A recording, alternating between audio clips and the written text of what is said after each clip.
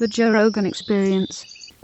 I don't know what the woo thing is that's happened in the last couple of years. Woo! Like it's just like, and the whole crowd starts. It's like they just get excited. But that's new. That's like that wasn't around a long time ago. It's probably some soccer thing. They probably stole it from soccer. And then like woo, it's like animals answering each other at some point. It's like you got motherfuckers, right? You know what I mean, communicating with the woos. Dude, I never even thought of that. That's so true. The woo. That's a new thing. Yeah, and I mean the last few years, last 5 or 6 years, right?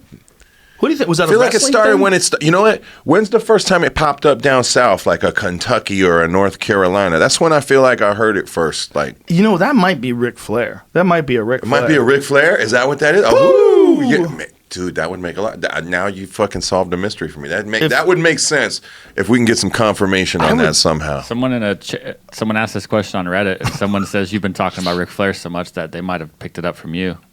Oh, Jesus Christ. I don't know if that's what if this is some bizarro moment where it all connected? Like, oh, shit, I started that. Listen, guys like that are important to America. The guy's he's such a character. In his prime with his suits.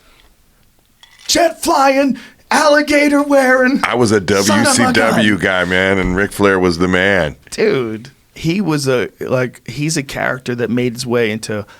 What, 1,000 rap songs? How many rap songs have Ric Flair? Dude, there's a whole hip hop subculture involved with wrestling. Like, I mean, there's like these cats that I'm actually fans of, West Side Gun and Conway and this kid Benny. They got this record label called Griselda, but the West Side Gun kid is like a fucking wrestling fanatic. Like he's like involved. I think he's involved with like the WWE, like doing merch and stuff like that, because I see him putting shit together that's like definitely got to be licensed.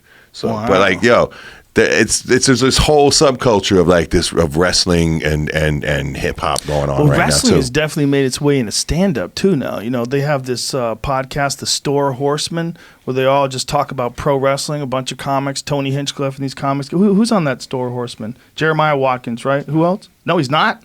I'm giving out fake news. Fake news. That's fake news. But what's not fake news is this is delicious, by the way. It's very good. It's delicious. Buffalo Trace. I ain't mad at it. This company's from 1773, son. They started in 1773. Like Did you know that they sold whiskey during Prohibition for medicinal purposes? Of course they did. I didn't know that. Well, I didn't, but I'm not shocked at all. So this company kept making whiskey all through the Prohibition. Legally, you're saying? Yeah, for medicine. So people that, need a little medicine.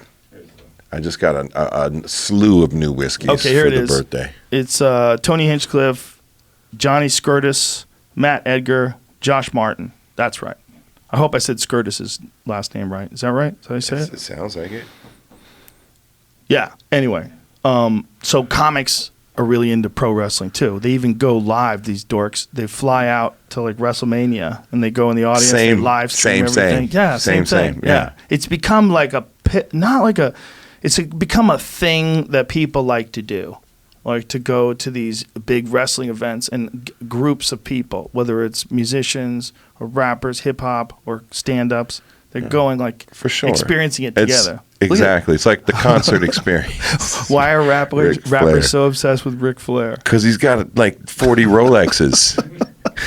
Because he's Ric Flair. That one famous rant that he went on: limousine riding, jet flying. Yeah, exactly. Yeah, that kind of shit. And they were all 8 when that happened. Yeah, and they saw that. Yes, that's everything I want in the universe. You see him now. I mean, the guy still gets love everywhere he goes. Like I did in my special where I said, Ric Flair, and then I put the microphone out to the audience. The audience goes, "Woo!" Like, dude, you started that shit, then, dude. You started the woo. I don't think I did. I think it was already going on. I think everybody appreciates this guy. It's like as you get old, we can't play this, right? We'll get in trouble. But this is as you get older, you see things like this, you appreciate them for what they are. Like, you could think they're cheesy when you're young, but then as you get older, you go, no, that's fucking awesome.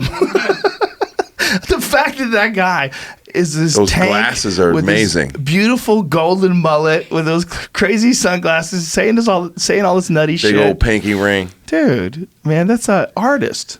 That guy's an artist.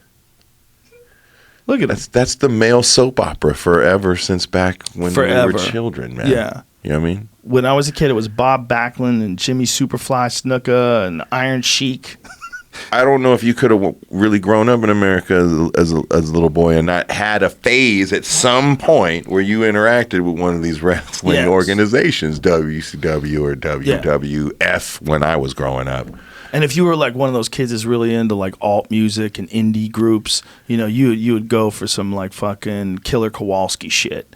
You would go Undertaker. Yeah. You would try to find some people that were off the beaten path. Like, do you know about this wrestling organization? Because there's a bunch of like weird little tiny ones. When House of Pain like was like early on, like, you know, but you know, we were already experiencing pretty good success. Like ECW had formed, the Crazy Extreme Championship Wrestling, I think that's what it stood for, out of Philadelphia, and they invited us to a bunch.